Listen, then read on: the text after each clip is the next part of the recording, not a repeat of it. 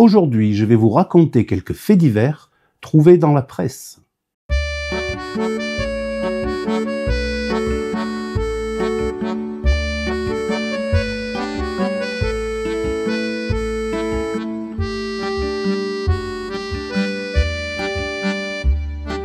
Ma première histoire se passe à Lyon. Deux sœurs, l'une de 84 ans, l'autre de 85, se promènent. Un jeune homme les aborde, il cherche le Rhône. Pendant qu'une des deux sœurs lui explique le chemin, il tente de lui arracher son collier.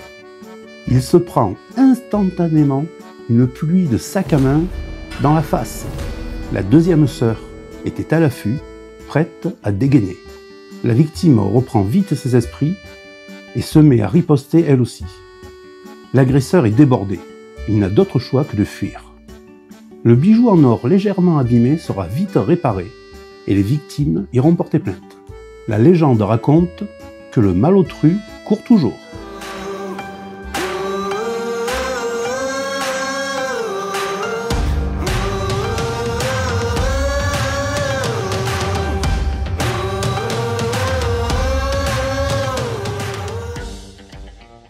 Jacqueline Diorio, une américaine de 26 ans, match avec un jeune homme sur Tinder. Pendant quelques jours, ils échangent des messages, des appels. Bref, une histoire qui commence pas mal. C'est pourquoi ils décident assez rapidement de se rencontrer et de passer la soirée ensemble. Au début de leur rencontre, tout se passe bien. Puis petit à petit, pendant la discussion, Jacqueline commence à s'énerver et à parler de plus en plus de son ex-petit ami. Elle se monte la tête toute seule, tant et si bien qu'elle finit par proposer à son date, contre rémunération bien sûr, d'assassiner son ex et à y être sa fille. L'homme accepte. Elle lui propose donc la somme de 12 000 $, avec un acompte de 500 $. Le rendez-vous est pris le lendemain sur un parking de supermarché. Ils sont tous deux à l'heure. La femme sort une enveloppe de son sac avec les fameux 500 $ d'acompte, la tend à son prétendant, et là, la police l'arrête. L'homme avait feint d'accepter et avait prévenu la police.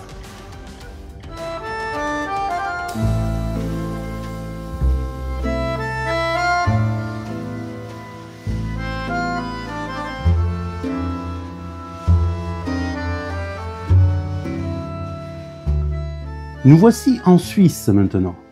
Un ado de 16 ans décide de cambrioler une sandwicherie. Il arrive sur site aux alentours de 4 heures du matin. Il essaie de forcer la porte coulissante électrique. Il force, c'est vraiment très très dur. Il force, il arrive à l'écarter un petit peu. Il passe la tête. Et là, la porte se referme brutalement sur son cou.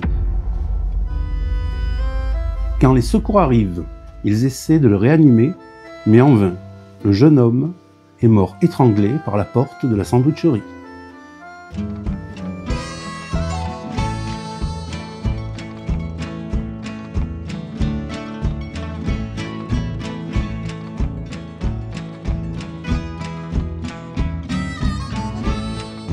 Il est 22h30, un lundi soir, au Kansas.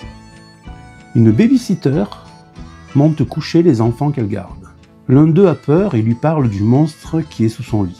La jeune fille a l'habitude, elle le rassure, et pour lui prouver qu'il n'y a pas de monstre, elle se penche, soulève la couverture et regarde sous le lit. Elle se retrouve nez à nez avec un individu caché sous le lit. Il lui saute dessus, elle se débat. Il la lance au sol, il lance un enfant aussi. Et finalement, le cambrioleur arrive à prendre la fuite. La police est prévenue. Le jeune homme de 27 ans sera arrêté 2 rues plus loin. Martin Villalobos a été inculpé de suspicion de cambriolage, d'enlèvement et coups et blessures aggravés. Une caution a été fixée. Elle s'élève à 500 000 $.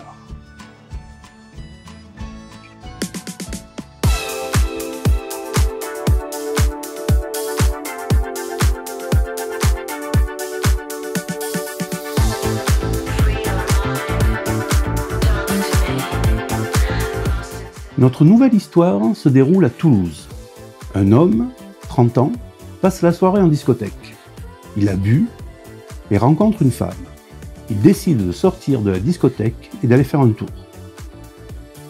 La promenade se passe à merveille. Jusqu'à ce que l'homme force la porte d'un immeuble et y pousse violemment la jeune femme. Il la menace et la force à lui faire une fellation. Puis il lui arrache sa jupe et ses sous-vêtements. C'est à ce moment-là qu'il s'aperçoit qu'il a fait une légère erreur d'appréciation. La femme n'en était pas une.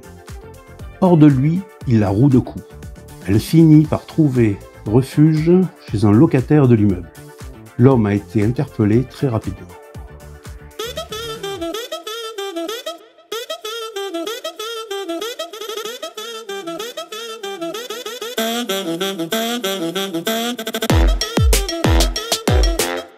En février 2025, encore à Toulouse, 2 SDF volent un sac à dos dans une voiture. Dans le sac se trouvait un portefeuille avec une carte bleue. Ils se rendent donc sans attendre dans un bureau tabac pour s'acheter des cigarettes et des jeux à gratter. Il y en a pour une cinquantaine d'euros. Parmi les jeux à gratter, un était gagnant. Était gagnant avec le gain maximum, 500 000 euros. Pendant ce temps, Jean-David s'aperçoit qu'il a été volé. Il prévient sa banque pour faire opposition, et c'est là que le banquier lui dit qu'une transaction a été faite au bureau tabac. Il s'y rend immédiatement. Le buraliste lui raconte toute l'histoire. La FDJ, ayant eu vent de l'histoire, a bloqué le ticket. Maintenant, la question se pose. Le ticket appartient-il au SDF ou appartient-il à Jean-David? Comme il le dit lui-même, sans moi, il n'aurait pas gagné. Mais sans eux, je n'aurais jamais acheté ce ticket. Il leur propose de partager le gain en deux. Mais pour l'instant, les SDF ne se sont pas manifestés.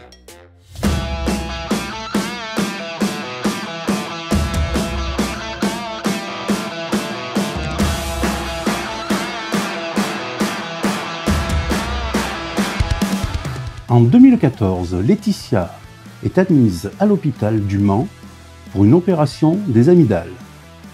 Tout semble s'être bien passé. Sauf que, à son réveil, Laetitia parle avec un accent anglais. Quand je me suis réveillée, j'avais cet accent. Lors du rendez-vous post-opératoire avec le chirurgien, le médecin lui a dit d'être patiente.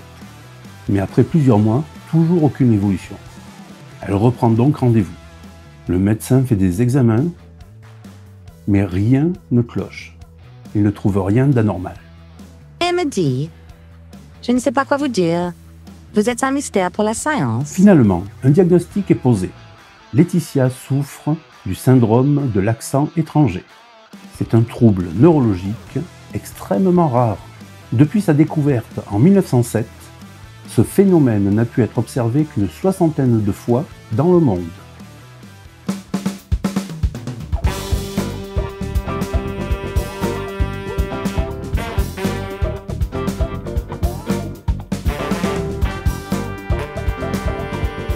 Février 2025, vol Francfort-Séville de la Lufthansa. Le pilote laisse le copilote seul 2 minutes, le temps d'aller aux toilettes. Le copilote, seul dans le cockpit, est alors soudainement pris d'un malaise et perd connaissance. En tombant, il active plusieurs interrupteurs et commandes de vol. Mais le pilote automatique garde le cap. À son retour, le pilote n'arrive pas à rentrer dans le cockpit. Il fait plusieurs essais. Une hôtesse essaie de contacter le copilote. Mais rien. Au bout d'un petit moment, encore un peu groggy, le copilote arrive à rassembler ses forces et à ouvrir la porte. L'avion s'est posé en urgence à Madrid et le copilote a été transporté immédiatement à l'hôpital. Les 199 passagers n'ont jamais su qu'ils avaient frôlé une catastrophe.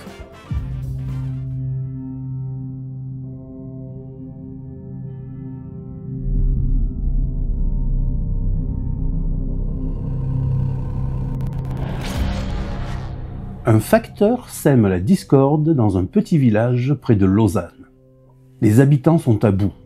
Vitesse excessive, conduite dangereuse, colis égarés ou livrés très brutalement. Le courrier est livré plus ou moins aléatoirement par le facteur. Les habitants ont même créé un groupe WhatsApp pour pouvoir se redistribuer le courrier après le passage du facteur. Une habitante du village nous raconte. Hier, j'ai su que le facteur était passé quand j'ai entendu un gros boom sur ma porte. Un autre habitant se plaint d'avoir reçu dans un fracas énorme, innommable, un colis sur la carrosserie de sa voiture, pourtant noté fragile. Des élus locaux ont tenté d'intervenir, mais ils n'ont eu aucune réponse. La Poste suisse aurait fini par déclarer qu'elle prenait ce cas très au sérieux.